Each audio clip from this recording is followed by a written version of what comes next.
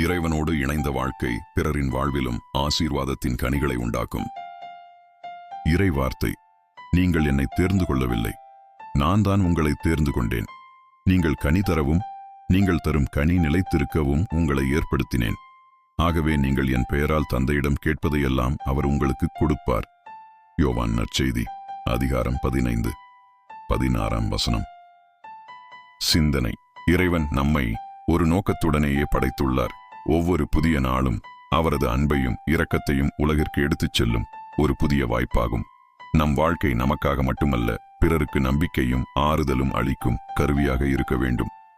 இன்றும் நாம் செய்யும் ஒவ்வொரு செயலிலும் பேசும் ஒவ்வொரு வார்த்தையிலும் இறைவனின் அன்பு வெளிப்படட்டும். செபம்: அன்பு நிறைந்த தந்தையே, இப்புதிய காலையை எனக்கு தந்ததற்கு உமக்கு நன்றி கூறுகிறேன். இன்றைய நாளிலே உமது சித்தத்தின்படி வாழும் மனதையும் நிலைத்திருக்கும் நற்கனிகளை அளிக்கும் வாழ்க்கையையும் எனக்கு தாரும். என் இதயத்தை தூய்மைப்படுத்தி என் சிந்தனைகளை உமது ஞானத்தால் வழிநடத்தும். என் வார்த்தைகள் அன்பும் உண்மையும் நிறைந்தவையாக மாற்றியருளும்.